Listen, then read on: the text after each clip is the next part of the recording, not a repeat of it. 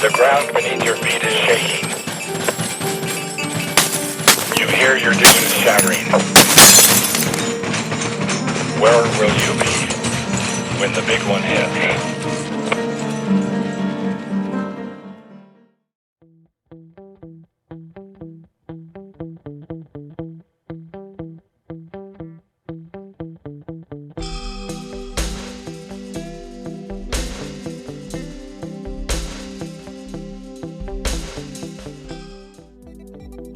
It's April 17, 2014, and earthquake drills are being run throughout the state of Utah as part of the Great Utah Shakeout.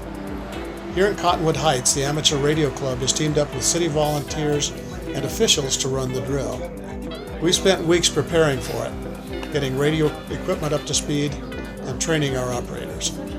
The setting of this drill is that an earthquake has hit the entire city, and rescue teams have got to know where the most urgent needs are. At the heart of our emergency plan is the Geographical Information System, or GIS. Kevin Sato is the city's GIS specialist. And GIS is an acronym, stands for Geographic Information Systems. Basically all that is, it's taking data in a database form and tying it to another database that's in a locational or spatial form. If we had an earthquake event, then I can start mapping each home's status in the city, and then we can visually see where we have problems. You can also use the GIS to analyze the data to quickly show you where you really need to go. For emergency preparedness within Cottonwood Heights, we have divided the city into 7 major areas called districts, and those districts are further subdivided into what we call precincts, and then each precinct is subdivided into blocks. Each block encompassing between 7 and 14 homes. When we have an event like an earthquake, what happens is each home has a set of these 4 ribbons that I'm going to show you, and they hang the appropriate ribbon that suits the condition of their household. So if everything is okay, they hang this green ribbon out in front of their house, and the block captain then canvasses the area and records the color of the ribbon hanging there. So green means we're okay, we're kind of shaken, but we're okay. Yellow means that we've had some minor injuries, nothing like life-threatening, but we do have injuries, but we're okay. So you don't have to bother with us right now. There's more pressing needs in the area. Okay, the important ones, red. If you have a life-threatening injury in your home, you would hang a red ribbon. And so that report would come to the GIS and would be shown on the map, and then we would know where we need to send our resources immediately. That's the red ribbon. Now, in the worst case, if you had a fatality in your home, you would hang a black ribbon.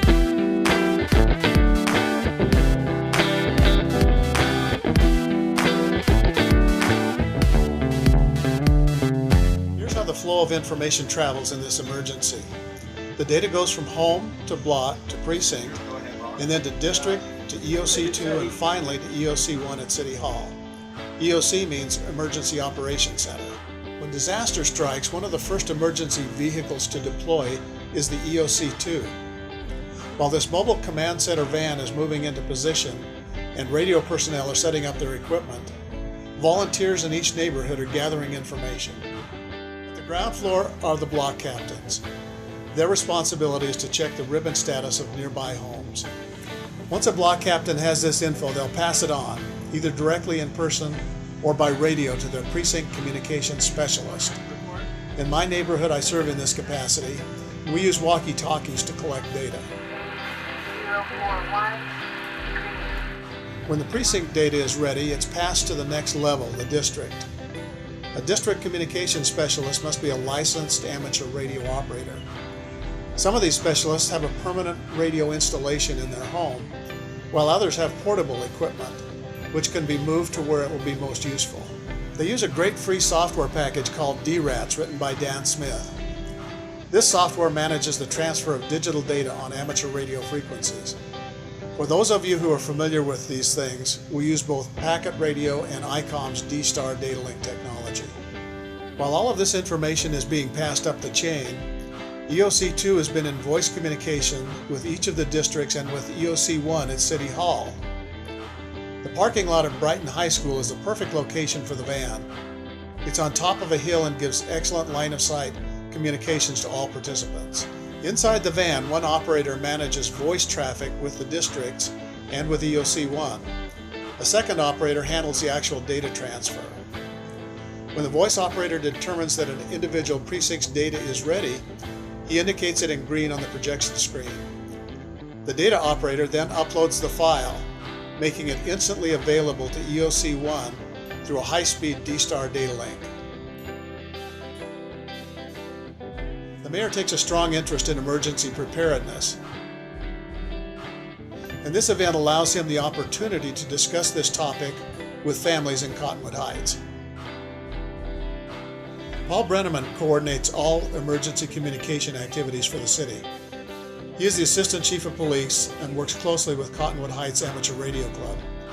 Paul also works with Sheila Jennings, who handles administrative tasks for the city volunteers. EOC1 is located at City Hall, and for this drill it's being managed by a team consisting of Kevin Sato and several amateur radio operators. This is the final destination for all the data gathered by the participants. Radio operators receive the data and it's passed to Kevin for entry into the GIS software. This allows him and others to visually observe the status of all homes in the city.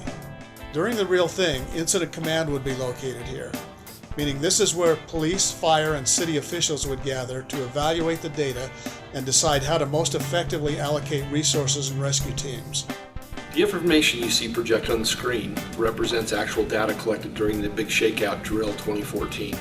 The information represents the status of actual residents or residences in Cottonwood Heights. The information, should we have a real event, would be used to coordinate responses to the area, to deploy emergency resources, but more importantly would help us determine what areas don't need emergency resources. Should we have a real event in the city, this data would be critical to providing service to the citizens of Cottonwood Heights. The drill was an outstanding success. Many people, including block captains, radio operators, city employees, and elected officials cooperated to carry it out. The City of Cottonwood Heights will continue working to be prepared for such emergencies. While much of the City of Cottonwood Heights was covered during this exercise, in order to get complete coverage of the city, we still need additional block captains and ham radio operators. If you're interested in becoming a block captain, please contact Debbie McIntosh at www.chgetready@gmail.com. If you are a ham radio operator or would like to become one, please contact the Cottonwood Heights Amateur Radio Club by sending us an email at ch.amateurradioclub@gmail.com.